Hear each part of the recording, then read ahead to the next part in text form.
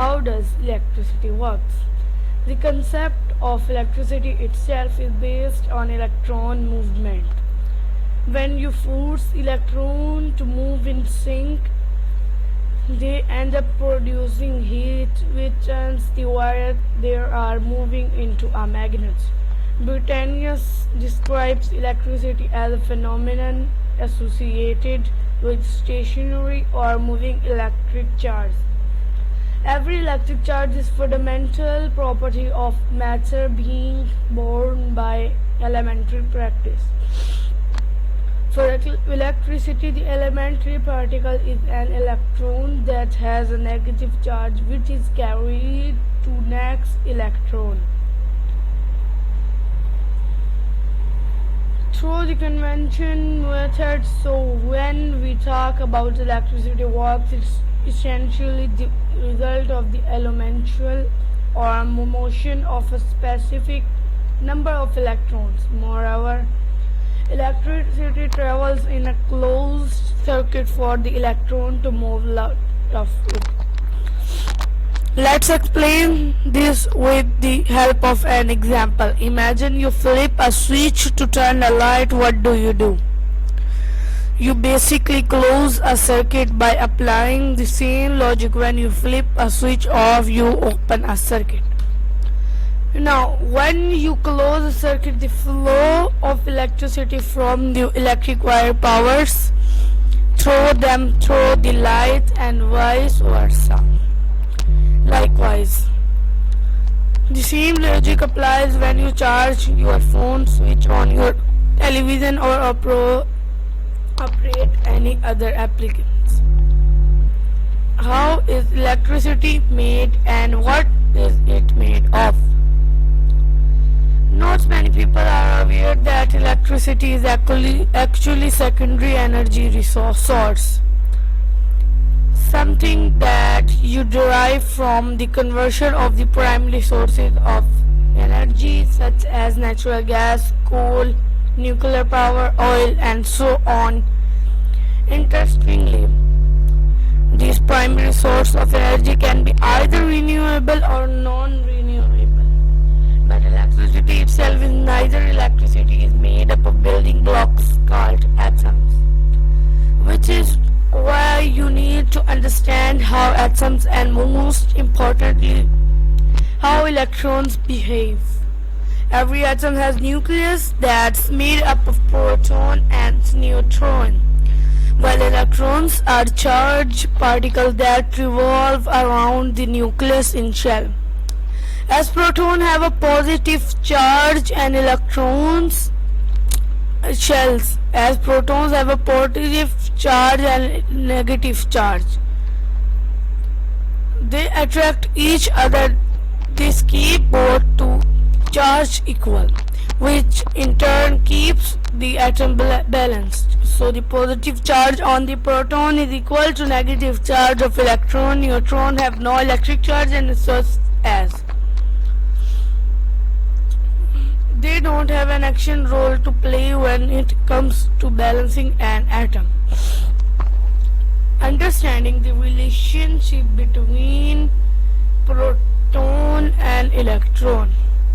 Electrons have a strong attraction protection, but the electron in the outermost shell don't have a strong attraction to proton when compared to the electrons in the intermediate shell. The weakly attached bit electron can be pushed out of the orbit, which in turn cause them to shift from one atom to another. If their shifting electrons are electricity. Electricity is made up of electrons, but from a technical point of view, its flow of electric charge is form of electricity. That creates an electric current flow to keep the movement of a number of electrons, creates magnetic field, which kickstarts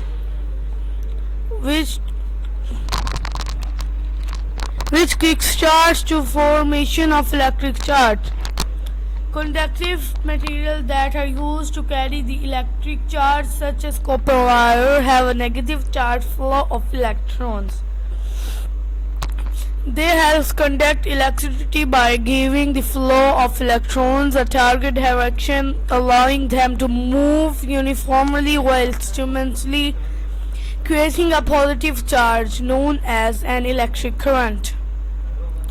To create electricity, you need to properly harness this flow of electric current and then direct it along with a conductive material. How is electricity measured? In what unit? Measuring electricity and electric units is an interconnected affair.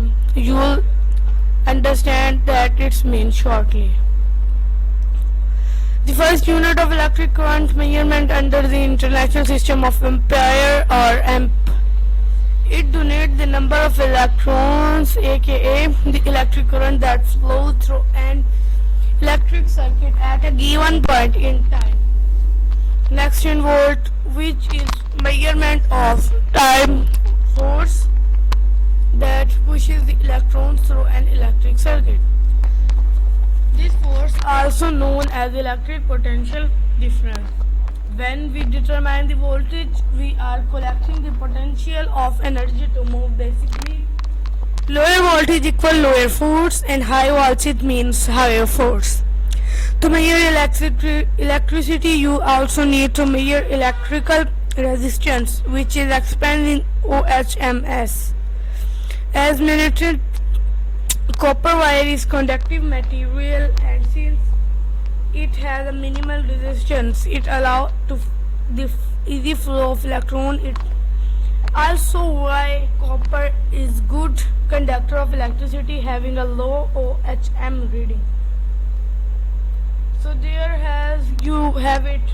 You need ampere, volt and ohm to measure electricity.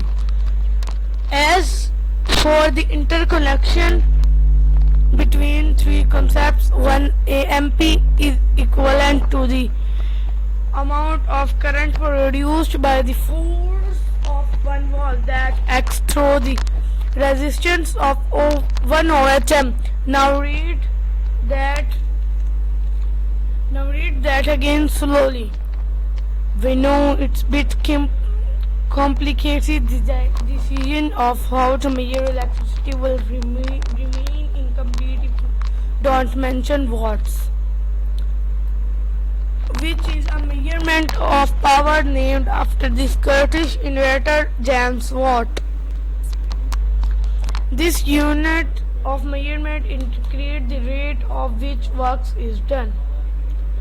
If you think about the light bulb created by another famous inventor, Thomas Edison, you realize how it shines brighter when you increase that electric power supply, which also translates to higher watt. A 1 watt light bulb converts 1 joule of electric energy per second. When measuring electricity, the last unit you should know is the coulombs, which is the amount of charge falling whenever the current is 1 ampere. In other words, 1 ampere is equal to 1 coulombs per second.